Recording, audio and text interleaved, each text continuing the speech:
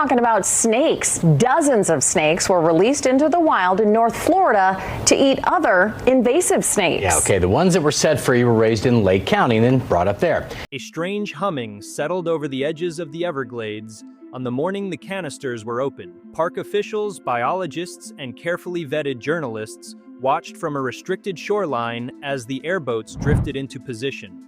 They were armed not with tranquilizer rifles or nets, but with sealed metal cylinders chilled to preserve the delicate biological payload inside. Nobody spoke, not because of secrecy, but because of the indescribable tension that weighed down the moment. Something unprecedented was about to be released into one of the most ecologically stressed regions in the country. But the Burmese python infestation in Florida is far from a work of fiction. Wildlife biologists in the Sunshine State are deploying a new weapon in an effort to eradicate this threat to the Everglades. And everyone present understood the gravity of that decision.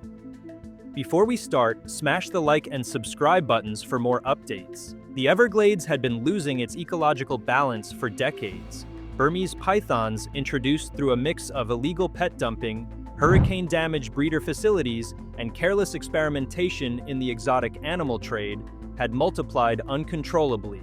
They were apex predators in a place that had not evolved to withstand them. Marsh rabbits vanished, deer populations shrank. Even alligators fell victim to the constricting coils of massive serpents that had no natural enemies here. Ranger reports read like ecological obituaries, each year marking new declines. Trapping helped but barely made a dent. Hunting initiatives created public engagement but could not outpace python reproduction. I have no idea what part. I got him. Go. Oh, nice. The ecosystem couldn't wait another generation for an answer. That pressure gave rise to a team of molecular ecologists and wildlife disease specialists who proposed a radical solution.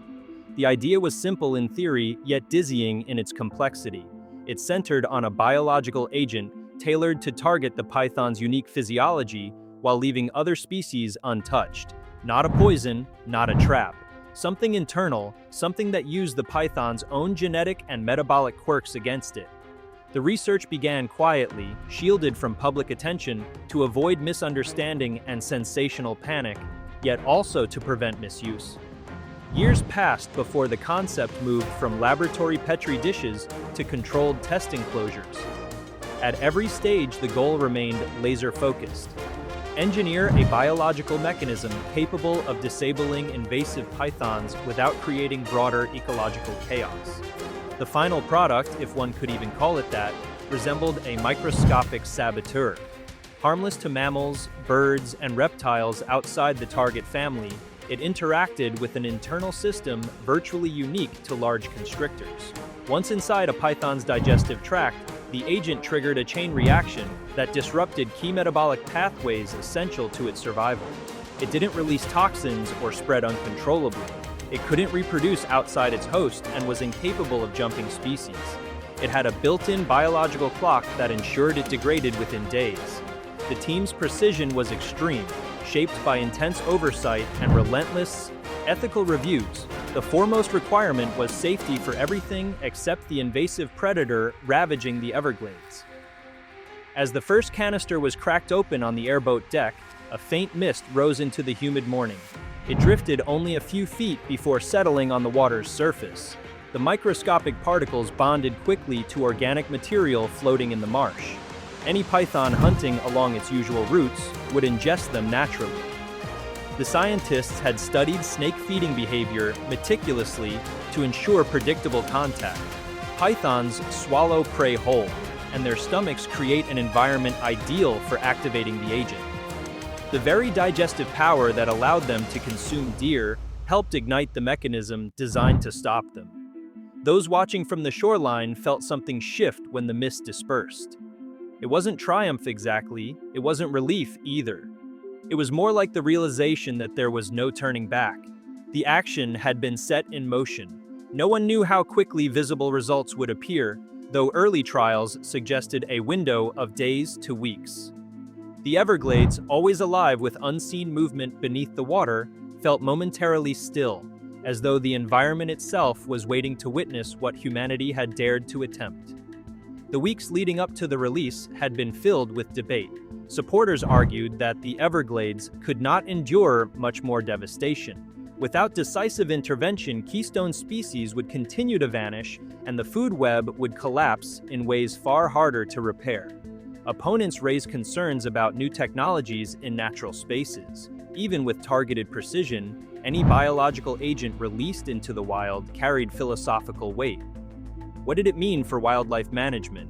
How would society reinterpret conservation if gene-tailored organisms became common tools?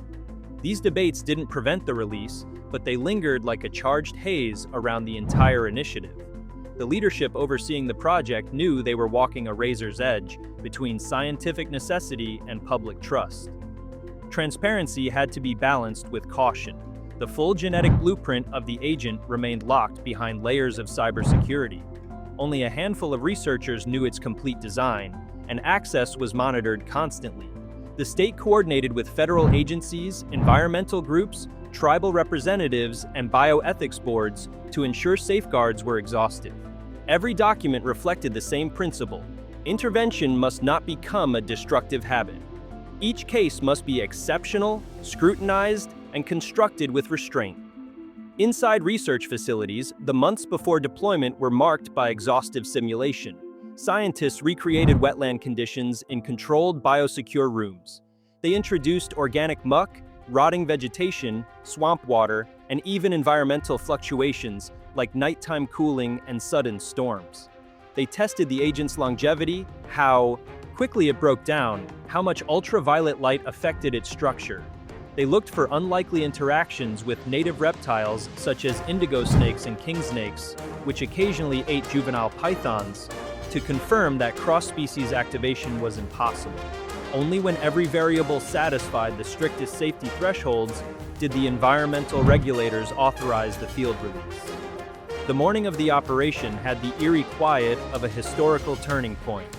Airboats glided into remote channels inaccessible by foot. Drones hovered high overhead to document dispersal patterns, temperature shifts, and atmospheric diffusion. The mist released from the canisters wasn't dramatic. It didn't glow or smoke or ripple like cinematic biotech. It simply drifted, settled, and disappeared into the water, leaving nothing visible behind. The subtlety of its presence contrasted sharply with the magnitude of its purpose. As more canisters opened, technicians monitored environmental readings in real time. They watched for changes in water chemistry, microbial activity, and oxygen levels. Their tablets showed stable readings, confirming what years of modeling predicted. The agent remained inert until ingested by a python. The stillness of the marsh became the backdrop for one of the most meticulously orchestrated wildlife control operations in history. The release spread across a strategic grid, targeting territories mapped through decades of python tracking. Researchers knew where females nested, where males roamed during breeding seasons, and where juveniles dispersed after hatching. These behavioral patterns shaped the deployment zones, increasing the likelihood that pythons throughout the region would encounter the microscopic solution. It was a biological chess move on a massive scale. Long before this day, the python problem itself had taken on almost mythical proportions. Or snakes. It's a phrase that may make some shudder, but local biologists say it's necessary. Working to help balance that ecosystem back out by reintroducing the eastern indigo snake. Hunters pulled 30-foot serpents from marshes. Roadside sightings became more frequent. Stories circulated of entire alligator nests vanishing overnight and marsh bird colonies dwindling. Biological surveys captured the staggering impact: a near 100% decline in raccoons and possums in some areas, a 90% decline in bobcats, and severe disruption to wading bird populations. Researchers posted camera traps only to find python after python slithering past. These data weren't abstract statistics, they were harbingers of an ecosystem unraveling. Restoration efforts had long been tangled with legal, environmental, and logistical challenges. Removing an apex predator, even an invasive one, was never simple. Killing them manually wasn't enough. Relocation was impossible. No region wanted a new population of voracious constrictors. Captive containment required enormous resources. The biological agent, though controversial, represented the first tool with the potential to address the problem at the scale required. After the release, the monitoring phase began.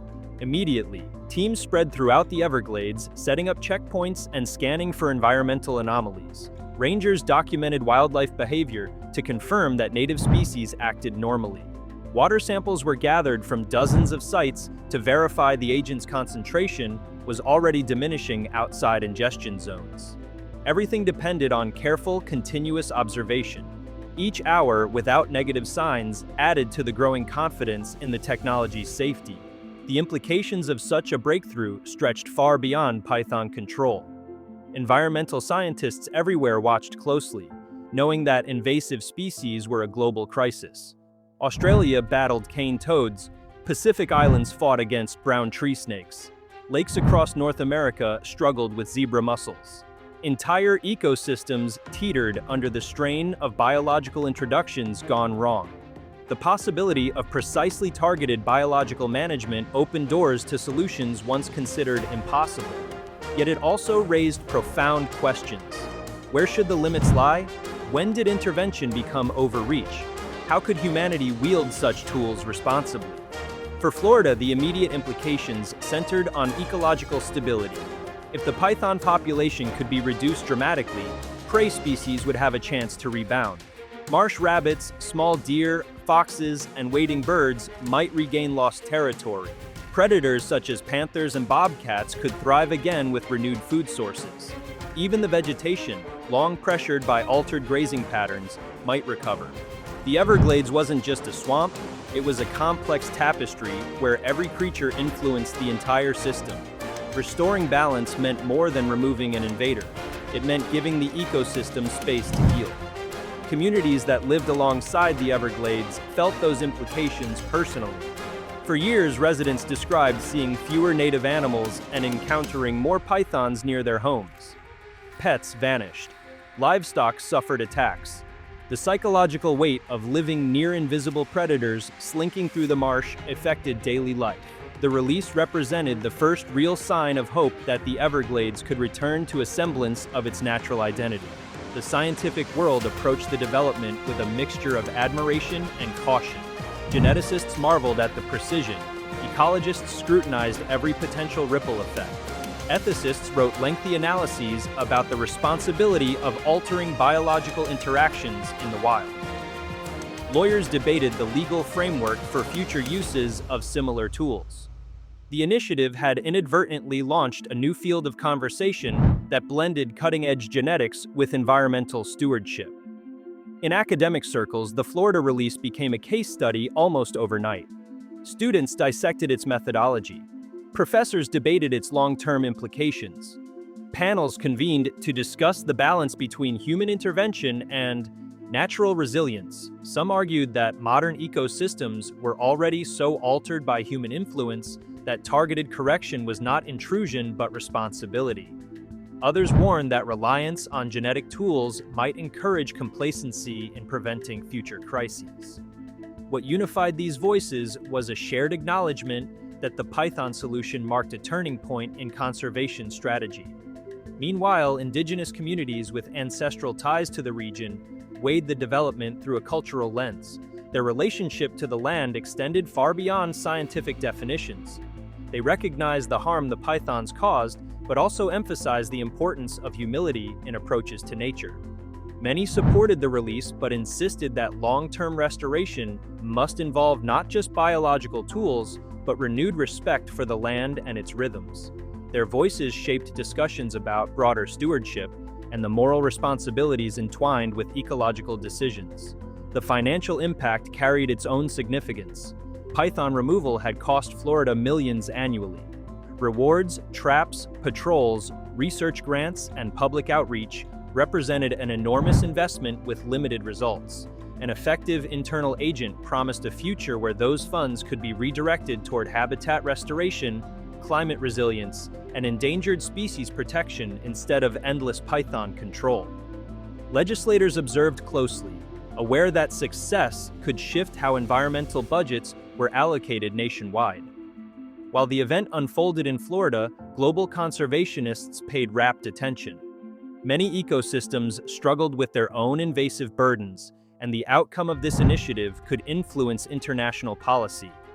Nations discussed the merits and risks of adopting similar strategies, though most vowed to proceed with extreme caution. The Florida model demonstrated that targeted biological intervention was possible, but replicating it without the same depth of oversight could be disastrous. The implications were powerful, but not universally replicable without rigorous scientific frameworks. As time passed after the release, researchers continued examining environmental data with unwavering diligence. Every shift in species activity, every fluctuation in water quality, every observation of reptile behavior was carefully documented. Each piece of evidence helped illuminate how the agent interacted with the broader system. Although the agent itself was designed to deactivate quickly, the ecological ripples of python reduction would unfold over months and years. Discussions about future applications emerged cautiously. Specialists debated whether similar agents could be developed for other invasive reptiles, or whether such technology should remain strictly limited to extreme scenarios like the Burmese python crisis. The potential was undeniable, but so was the responsibility to avoid normalizing biological manipulation. The more effective the technology proved, the more urgent the need for robust regulatory structures to guide its careful use. The release also spurred renewed conversations about prevention. Scientists emphasized that no amount of innovation could replace the importance of keeping invasive species from entering ecosystems in the first place. Pet trade regulations, improved enforcement, habitat protection, and public education remained foundational pillars.